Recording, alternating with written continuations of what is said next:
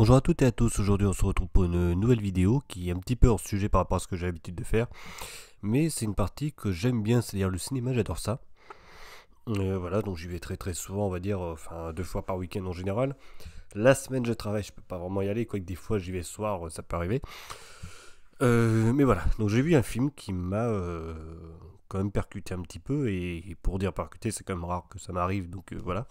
Ben, c'est celui-là, c'est Annette qui est sorti et qui est actuellement au cinéma dans toutes les salles. Euh, et qui est très bien. C'est un film français. Je vous le dis, hein, le gars il est français, Léos Carax. Et par contre, les acteurs sont de renommée, on va dire, internationale. Donc Adam Driver, par exemple, si vous voulez, c'est celui qui a joué un petit peu le fils de Dark Vador, si je me souviens bien, dans Star Wars. Voilà. Donc il était là à un moment, justement, il jouait une partie de Dark Vador, donc le fils et tout, on le voit, il apparaît, et puis on le voit avec ses cheveux longs. Et il essaye de combattre Rey, on va dire, dans cette saga, etc., etc. Donc, il était un petit peu dans Star Wars, tout ça, donc on ne l'avait pas trop vu à part là-dedans, mais sinon, mis à part ça, pas vraiment. Mais là, on le voit et il s'exprime vraiment dans un univers complètement à part. Marion Cotillard, on la connaît, elle a fait Edith Piaf, fait d'autres choses, évidemment. Même jouer, prêter sa tête, on va dire, dans les films de taxi aussi, comme étant Lily dans le film. Et Simon Helberg, malheureusement, je ne sais plus trop. Voilà, j'ai dû le voir déjà, mais je ne sais plus dans quoi il a joué. Donc, bref, déjà deux grosses têtes, ça c'est sûr, et puis bon, normalement une troisième. Ça c'est clair. Alors qu'est-ce que c'est? C'est tout simplement un film qui est tourné sur une manière de comédie musicale. Alors moi j'ai pas l'habitude d'en voir. Bon, évidemment, j'en ai vu une entre guillemets, mais c'est pas au cinéma. C'est vraiment c'est Notre-Dame de Paris. Tout le monde connaît Notre-Dame de Paris. Roméo et Juliette. Vous voyez, vous allez au théâtre, vous voyez ça. C'est voilà, c'est magnifique. Vous en prenez plein les oreilles avec la musique et tout. Quand on aime bien ça, et c'est magnifique. Mais alors avoir ça en mode cinématographique, c'est quand même pas commun. Et alors en plus de savoir ça en film d'auteur, vous avez double chose. Déjà les films d'auteur, faut aller dedans. Et en plus de ça, les comédies musicales au cinéma, c'est pareil, faut aller dedans. Donc là, vous avez les deux. Deux choses. Vous vous dites, mais c'est quoi ce délire? Voilà, quand vous vous dites, ok, c'est un film d'auteur, et en même temps, c'est une comédie musicale. Ok. Alors pourquoi?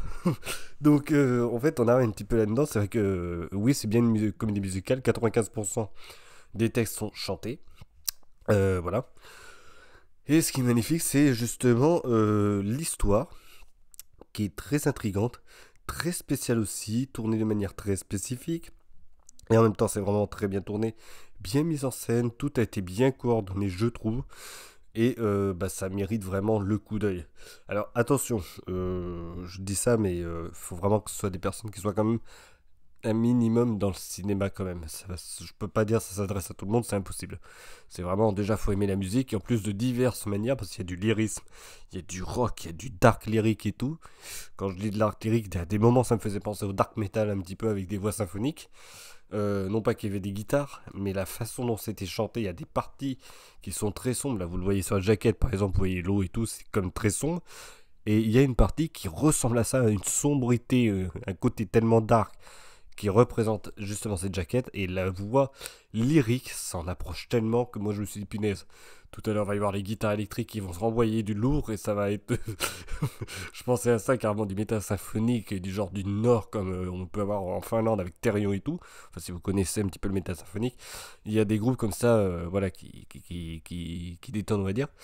Et ces voix justement que l'on entend lyrisme me faisait tellement penser à ça, à des voix lyriques qu'on entend dans le métal symphonique et très dark en même temps. C'était très spécial. Voilà, c'était très spécial, et en même temps un orgasme auditif vraiment. Donc bon, j'extrapole un petit peu dans l'orgasme, mais j'étais là, j'étais comblé en écoutant toutes ces musiques. C'était très étonnant, très prenant, et en même temps les 2h20, je les ai tellement pas vus. Voilà, moi je suis clair avec vous, soit on n'aime pas, ça c'est clair. Voilà, faut vraiment être comme quelqu'un qui va voir comme des films du Festival de Cannes, des films d'auteur ou des choses comme ça pour aller voir ça. C'est pas, voilà, je dis clairement, c'est pas habituel d'avoir ce genre de film. Mais alors là, tant qu'on peut aller au cinéma, parce qu'après on sait pas ce qui va se passer là avec leur connerie de variant Delta ou je ne sais quoi, tant qu'on peut aller au cinéma et que là actuellement c'est possible pour tout le public, je dis bien, parce qu'à partir du 1er août ça va être fini ça, tant que c'est encore pour tout le monde et tout le public, il faut vraiment aller voir ça pour ceux qui aiment bien les films d'auteur un petit peu. Même si vous dites ouais, comédie musicale et tout, je connaissais pas tant que ça les comédies musicales, mais ça m'a attrapé et honnêtement, j'ai pas vu le temps passer. J'ai passé un agréable moment, voilà, j'étais dedans, j'étais dans le film, j'ai suivi de A à Z. Il y a des hauts, il y a des bas dans les émotions, il y a des moments où c'est dur, il y a des moments où on peut rigoler, c'est tellement à part, même toutes les scènes sont tellement à part. Voilà, le début, il vous met dans l'ambiance, vous dit, tiens, c'est bizarre ça. Et après, on comprend le style du film et on se dit, bon, ok, ça va être ça tout le long. Et vous entrez vraiment dans le film, et c'est là que vous avez l'histoire qui arrive. Par contre, c'est que de la VO, rien n'a été fait en français, c'est en anglais américain, clairement. Donc vous avez sous-titrage quand même, mais toutes les chansons, et elles seront en VO, il n'y a pas le choix, c'est comme ça. Et il faut le prendre aussi en compte.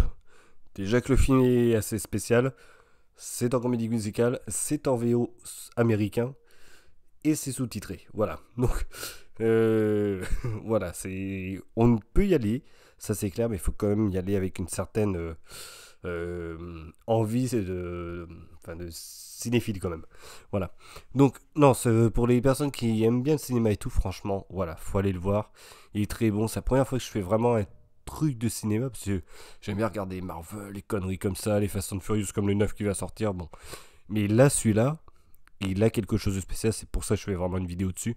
C'est parce que franchement, un net, bon, il y a plein de clins d'œil entre guillemets à des choses que l'on a vues, que l'on soit petit, que l'on soit grand, à d'autres films, à d'autres trucs que l'on imagine.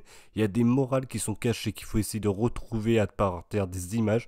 Essayez de pas vous spoiler, hein, parce que il y a tellement de choses et la fin est tellement spécifique.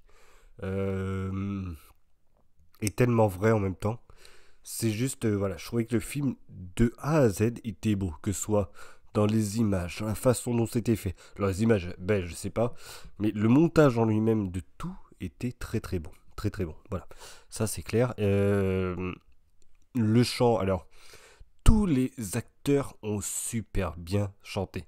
Punaise, ça y est, Simon Helberg, ça me revient. C'est le gars qui joue dans Big Bang Theory, la série. Voilà. Celui qui est avec Bernadette. Ça m'est revenu. C'est bon, je me le remets. Ok. Donc non, pour la musique, franchement, c'est juste sublime, sublime, sublime. Voilà, de A à Z. Tous les chanteurs chantent très bien. Simon Helberg, il chante pas tant que ça, mais ses parties slamées sont très bonnes. La partie lyrique de Marion Cotillard, faut savoir une chose, elle est doublée par une vraie soprano quand même. Elle chante, donc c'est ce que j'ai lu, hein. Elle chante en normal, et derrière il y a aussi qui est superposée de manière plus présente la soprano, ce qui donne en même temps un côté très spécifique à ses chants lyriques. Il y a une enveloppe vocale qui est très spéciale, mais qui est juste magnifique, parce que Marion Cotillard chante vraiment très très bien, avec une très très bonne voix, et d'après que ça a été enregistré comme ça et laissé tel quel, c'est-à-dire si vous avez une petite faute dans la voix ou tout, et ben vous allez l'entendre. C'est ça le truc. C'est ça ce qui fait la spécificité justement de ce film, de cette comédie musicale filmée. Adam Driver, pareil, il a une bonne voix, le gars il est très très bon dans ce qu'il fait. Il y a des moments qui sont un peu plus rock, mais on les entend toujours malgré tout. Même un peu heavy comme ça, mais on les entend. Et c'est vraiment bon. C'est là qu'on sent que les chanteurs sont très bons. Quand vous êtes capable de chanter dans des registres calmes et dans des registres violents comme du heavy, metal hein, si vous voulez, derrière des guitares électriques qui vous envoient plein dans la figure de son, là vous dites ceux-là ils sont très bons. Marion Cotillard l'accroche derrière, elle est très très bonne. Adam Driver pareil, et Helberg dans le Sam il est très bon, et dans les parties un peu plus chantées c'est très bon, et les parties en chœur, parce que vous allez avoir des chœurs, c'est très très bon aussi. Là-dessus ça met une enveloppe assez sympathique, voilà. Et tous, alors Adam Driver il joue la personne qui est un petit peu dark, Marion Cotillard c'est la fille, féminité, tout ça. Ça, c'est très bien fait, c'est bien représenté, ça, c'est magnifique. Et Helberg, évidemment, il est très bon aussi dans son côté. Lui, c'est le chef d'orchestre, on va dire, dans tout ça. Mais il faudrait voir le film pour bien comprendre. Voilà, je vais pas dans le spoil. Mais c'est un peu ça. Après, sur le synopsis, bah, c'est deux personnes qui s'aiment, ils ont un enfant. Il y a toute une histoire derrière ça, entre le métier, l'enfant et la vie en couple. Voilà, c'est ça un peu le synopsis. On va dire, je très très simplifié le truc. Et il arrive des péripéties, et puis voilà. Et au fil du temps, au fil du film, on comprend justement l'histoire qui vient. Et il y a des moments où, oh, j'ai oublié le mot le mot, on revient des fois en arrière, puis on revient dans le temps présent et tout. C'est flashback, voilà. Et les petits flashbacks, et ça peut arriver. Mais voilà, c'est assez facile à comprendre. L'histoire est assez facile à comprendre, quoique un petit peu tortueux par moment, mais ça va. C'est pas non plus un Matrix, hein, faut pas exagérer non plus. Euh, voilà, donc si vous aimez un petit peu cinéma et tout, franchement, ça vaut vraiment le coup d'aller le voir. C'est voilà, c'est un petit billet entre guillemets hors sujet pour vous présenter entre guillemets sans images et sans ma tête le film Annette qui est actuellement au cinéma. Je pense que ça vaut vraiment le coup pour ceux qui aiment bien ça de payer 10 euros de cinéma ou 11 si vous êtes dans des trucs un peu chers. Voilà, n'allez pas non plus prendre un truc à IMAX, je sais pas quoi, 15 euros, ça sert absolument à rien. Allez tout simplement dans une salle où il y a un son normal, très bon, parce que tout le son est quasiment en façade. Ça sert à rien d'aller chercher un truc de je ne sais quoi en son, le son il est en façade, donc n'allez pas chercher ailleurs. C'est tout simplement, ça vient de devant, vous captez le son, c'est du 2.1 canaux, c'est tout, c'est-à-dire deux enceintes, un qui est son de basse, c'est comme ça que ça travaille, c'est comme ça que ça a été fait. Donc voilà, c'est pas un Marvel, je sais pas quoi, au Fast and Furious, vous avez du son en haut, en bas, dans tous les sens. Ça n'a rien à voir, là c'est posé, c'est tranquille. Le son est devant, donc une salle juste classique suffira largement. Film, il est en format 16 neuvième, c'est-à-dire format classique d'image comme on a dans une télé. Donc c'est pour ça que je vous dis, ça sert à rien d'aller voir un IMAX ou je sais pas quoi, cinémascope. Ça n'est pas du cinémascope en format d'image, donc ça ne sert absolument à rien. Donc le cinémascope, pour ceux qui ne connaissent pas, c'est 21 neuvième, voire plus en largeur, c'est les écrans de cinéma entiers. Et là, vous allez avoir des bandes noires de chaque côté, à droite et à gauche. Voilà, donc autant aller voir ça dans une salle où il y a du son classique, normal, mais du bon son, parce que c'est très important. Voilà. Allez, on s'arrête là pour celui du mort. S'il y en a qui ont vu ce film Annette, bah, dites ce que vous en avez pensé. Moi, honnêtement, j'ai adoré. J'ai pris le temps de me mettre dedans. Mais une fois que j'étais dedans, enfin, pris le temps, on va dire 2-3 minutes, j'ai compris le truc. Et après, pour le reste du temps, les 2h20, je les ai pas vus passer. C'était magnifique. Allez, on se retrouvera pour une prochaine vidéo. Normalement, on part sur l'informatique. Et à très vite, à bientôt.